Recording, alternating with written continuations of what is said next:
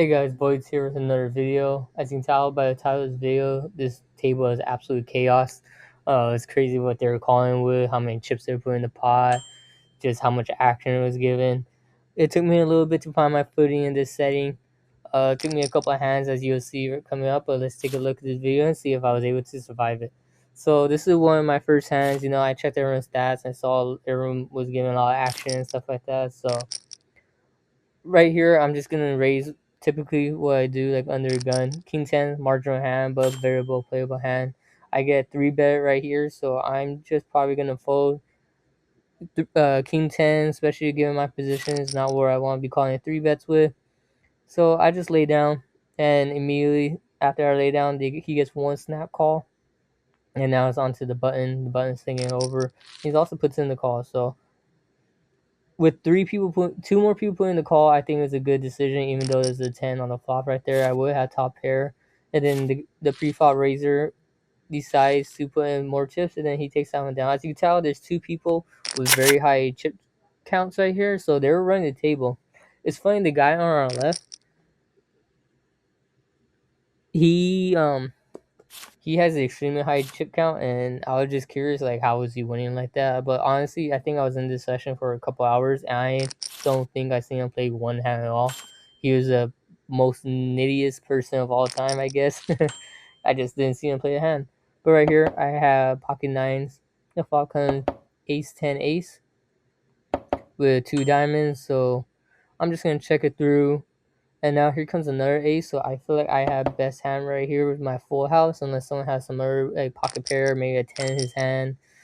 But figure I have best hand. Since they're like to raise, I'm just going to hit the call right here. And now here comes another jack, which is kind of scary. It kind of connects with their ranges, but I'm just going to check it through and just see what they bet with. I feel like maybe since they're coming along for this ride, they have a 10, maybe a jack. But I'm going to hit the call. It's a good price to continue. And I do lose to a 10, but I look at the top and the guy has King 3 offsuit. So that kind of let my alarm bells go off. I want to get in more hands with that guy if he's going all the way with just King 3. On to this next hand right here. I have Ace 10 into the small blind. Everyone limps around. I'm going to charge them to keep on playing this hand. Not going to let them play for free. I raise to 6 chips as always. The flop comes 4-9 jack with 2 hearts. I do have a heart in my hand, but I just have 2 overpairs. I'm going to take a stab in the dark. Hopefully get them to fold out. The guy that I wanted to be in the hand with, he's going to call. And now he's going to bet really small. I'm just going to call. I mean, I could have check raise right there. Now here comes the flush draw coming on the board. I don't know if he has a flush draw, but he's betting like it. I'm just gonna lay down and I take a look. I wanted to see what type of hand he's playing. He hit the flush draw, so it was a good lay down. But calling all that with ace 5, it's kind of scary, especially since he only had a backdoor flush draw after the flop. But after that one, I have pocket fours right here, and we're just gonna let the action come around to me. And let's say it's gonna limp. So based off the way the tables been playing, I'm also gonna limp in. I usually don't like it, but I feel like with more people in the pod, is better. And fours is not the greatest hand, but thankfully I did get into this hand because my mission was successful. We hit another 4 on the flop, so I have a set. I have 3 of a kind, and so far it's gonna check it through. And in my head, I'm pretty sure someone's gonna put in the raise, which they do. So I'm just gonna call. Hopefully they have a king in the hand, and I could exploit it as much as possible and just build up this pot as best as possible. And looks like it's gonna happen. Someone else puts in the call, but unfortunately, we're gonna lose some people coming back around. But now the turn gives us a 9 of diamonds, so now there's a flush draw on the board. Not too scared about that though. Now the person that put in the raise pre-flop and flop is gonna put in another raise. So I'm just gonna hit the call and the other person calls. So we've got a nice little pot brewing right here. Now he's gonna slow down and check it. And I'm gonna charge everyone a pretty penny. I'm gonna go about 70%.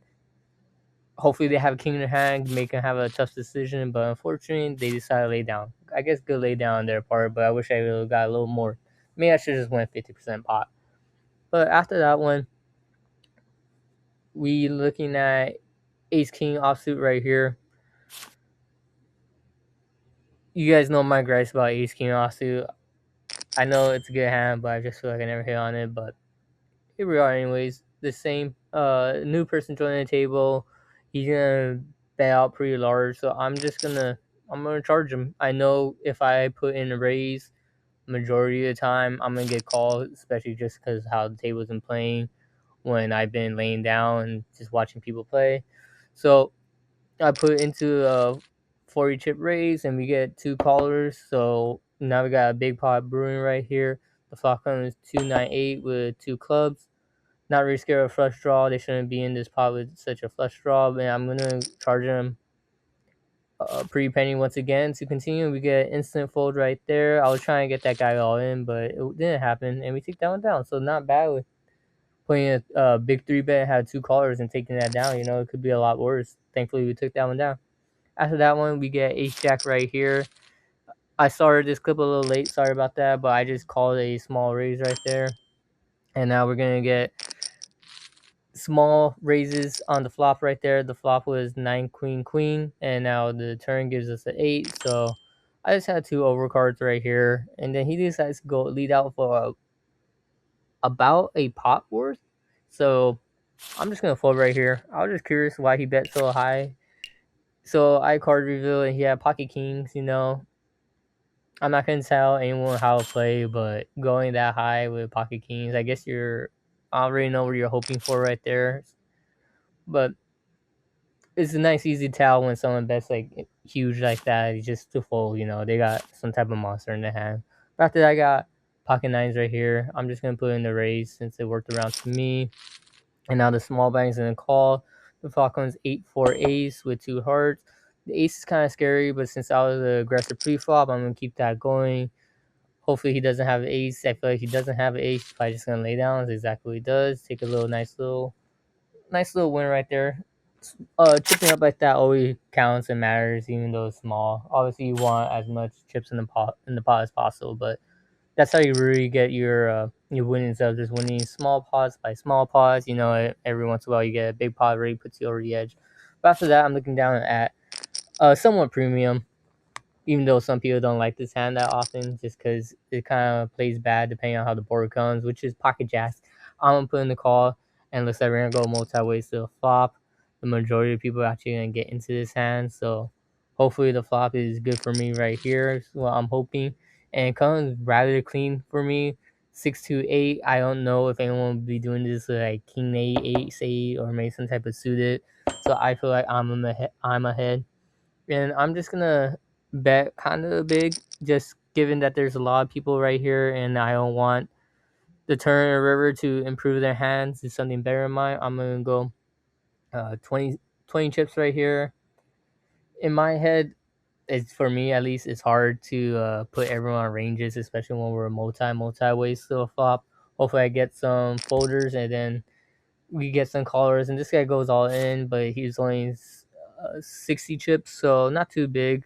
I'm probably just gonna end up calling. Hopefully, maybe one more person puts in a call, just depending. But no, we're just gonna everyone else is gonna fold, so I'm just gonna put in a call. And he went in with all in with pocket nines, and the run out was good, and I take that one down. So now we're chipping back up once again. So far so good with this crazy table. As you guys can tell in this video so far, I am playing super nitty. I'm not playing any like suited connectors or anything like that. I'm just playing straight over cards and any kind of pocket pairs when I feel like it's a good position, like low pocket pairs. I'm not playing any like 8-10 suited or anything like that. No matter if I'm in like the best position possible. I'm also not really playing like Jack 10, Queen 10, even though those hands are sometimes playable. I just decided not to do it just based off the way this table is playing right here. But moving on, I have ace king in the button. The cutoff decides to bet to 6 chips, so I'm gonna 3-bet to 20 chips because that's what I usually do when I have ace king. I always 3-bet since it's such a good hand and it runs out good and stuff like that. Unless he has some type of pocket pair, will be like heads up or like a 50-50 split. But right here, since he's taking a while, I'm thinking maybe I have him beat, but he decides to put in the call. The run out comes 4-7 jack. all rainbow, so it doesn't hit my range and my cards, but maybe the jack hit his. But he decides to slow it down and he's gonna check it over me. And since I'm gonna keep the aggression, I'm gonna go exactly half pot right here. Hopefully, just get him a fold. He probably won't fold a jack in his hand, but maybe he'll think I have something like queens or something like that. And he takes his time once again to come to a decision, but then he decides to re-raise me. And right here, I'm thinking, what could he possibly be re-raising? Maybe like ace jack, top pair, top kicker, or something like that. Now a three comes on the turn, brings a spade draw in, but I doubt he has a spade draw. Just by the way he's been playing, he takes his time again. He checks it over to me. I'm gonna check it back since he raised it up. And now here comes a king on the river. So I is a spade, but I don't think he has spades in his hand. And I do have an ace of spade, kind of a blocker, but not really. But I also had top pair. And right here, he decides to go kind of small. And I was just curious. I thought maybe he was wanting me a check raise, so I just hit a call, and he played that hand with king eight. So you see, he was kind of in there, any two cards. Like I'm lucky that I got there with the king, and he just had a king in his hand too. So yeah, those are the type of runouts and hands they're playing. I know I am not showing you all like every hand they're playing, but for example, that's what was going down when I was folding my hands pre-flop. But after that one, I have pocket tens in the big blind. I like pocket tens, but I kind of played them down a little bit. I know they're kind of a premium hand, but obviously they lose to all the overcards if something comes out on the turn, flopping river and stuff like that. But since it limped to me, I'm gonna put in a six chip bet. I'm gonna get one caller now onto the button to ask. I'm hoping he gets out of the way as well, so I can just play this one heads up. But instead, he decides to put in the call. The flop comes 7-7 ace, so I flop two pair right here. I'm just gonna bet out again. Hopefully, get out any like loose holdings. Maybe they have like a king in the hand. They're just scare them away. But after that, the turn gives us a four diamonds, so there's no flush draws, no really straight draws on the board or anything. He might have an ace in his hand, but I'm not too sure. I'm gonna put in another bet to 10 chips. I'm doing 10 all the way so far. Now the river gives us a king spades right here. So obviously horrible for me. Now there's two cards that beat my holding. And now he decides to lead out, and I was just in a tough spot. Did he really have like an ace or a king? But I just decided to fold and not really put in the rest of the chips. And he had an ace deuce, I believe. So good hands, and he was calling all that with ace deuce. So I mean, I know he hit the flop with the ace, but still, it's kind of crazy what they were playing this whole night. But after that one, I have ace jack offsuit in the button right here. I don't really like ace jack too much because I just feel like I don't know. I just feel like I never connect with jacks and stuff like that on the board too often. But since it limps around me, I'm gonna go six chips. I probably should have went bigger, given that there's a bunch of limpers. I know all these people are calling, and the person that was running the table still so far hasn't played a single hand. As you guys can tell, he hasn't put any raises or even made it to the flop so far. And me not raising it higher, kind of, it wasn't the best since, as you can tell, everyone that limped in actually called. So now we're multi ways to the flop with the flop.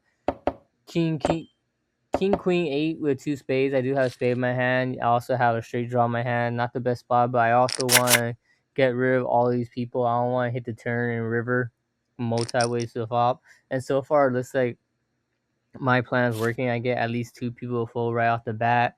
I get three people full, so now we're three ways. And now after that, a three of diamonds comes on the river. I'm just gonna check it because obviously I'm just here with ace high in a dream, and now another three comes out, and so I'm just gonna check it through.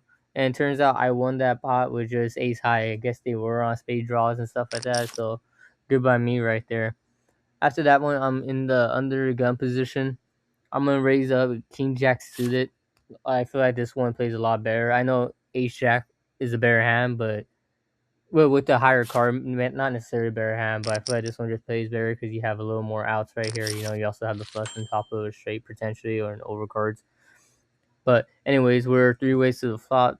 The flop comes eight ace jack, so I have second pair, second best kicker. There's obviously the card that beats my jack, but I also don't have a flush draw anymore, so I'm just gonna play it slow, check it through. I don't want to barrel money into some if someone has the ace. They have me dominate the whole way so far, and it looks like that works. Everyone checks it through, and now here comes a 10 of clubs as well. So now there is a flush draw and a straight draw on the board.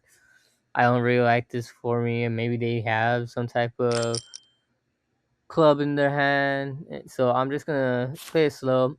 And right here, he decides to lead out very big, and this is the same guy that bet very big with kings. So I'm just gonna lay down. I saw what he did before, so I'm pretty sure that's what he's doing again. He had to have like a made hand. I'm guessing he had a flush. But anyways, a few overs go by. I was card deaf a little bit, but you can see I'm playing very nitty and just picking my spots nice and wisely and chipping up as much as possible. I had king queen right here suited. I'll go heads up to the flop. The flop is 3 5 4 with two diamonds, so there's obviously a flush draw and a straight draw on the board. But I don't know if he'll be playing this with like ace two. I know he did this earlier, ace two, but I'm just gonna put it in his call. Now here comes a seven of spades on the turn. He decides to lead out again. And right here, I just feel like the sizing he uses and all that, I just don't think I'm good right here ever. This next one right here, I got Queen 10 clubs. So I'm just going to limp in just given the way he's been playing. But the majority of people that were in this session earlier actually kind of left the table. So I was able to open up my playstyle a little bit more. But I still want to limp in just because I have this reputation of not playing any pots. And the flop comes queen, queen, king, so couldn't come any better for me. I hit top set right here, and in my head, I'm just hoping to God that someone has a king, so like we can get some of a pot brewing because you'll think you have a king right here, no one else has a queen. You probably have best hand, so that's what I'm gonna do. I'm just gonna check it because there's two more people behind me, and hopefully they have kings, and I don't want to scare anyone away.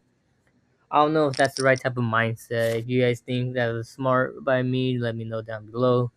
But we get one more check, and now it's onto the button. The button does bet out, so I'm kind of glad. Hopefully, he's not just stabbing in the dark and trying to get us off it. Hope he has a king. So I'm in right here as it's coming around to me. I'm thinking, should I check raise? I don't want to scare everyone away. So I'm just gonna hit in the call. Hopefully, this is entice action. But now the turn comes a spade of fives, so there is a flusher out there. He slows down and checks it, so I'm just hoping that maybe this 10 hit him. So right here, I got feel like I have to bet for value, so I go like 75% pot. And unfortunately, he just folds. I take that one down. Another minimal win, but all those minimal wins eventually adds up. So right there in this video, I was able to adjust my playstyle to what I usually do. And that's what you gotta do in poker. You know, it's tables are playing certain type of ways. They're extremely aggressive or they're playing extremely nitty. You just gotta learn how to pick your spots. You know, and especially when you know a certain type of players are playing a certain type of way, you gotta be able to isolate them and just try and get as much pots in as possible with those. But anyways, thank you guys for making it to the end of the video as always. Like, comment, subscribe, tell me how you'll play certain hands or if you think I should play something differently. Always be thankful for the advice and everything you guys give me. So see you guys in the next one.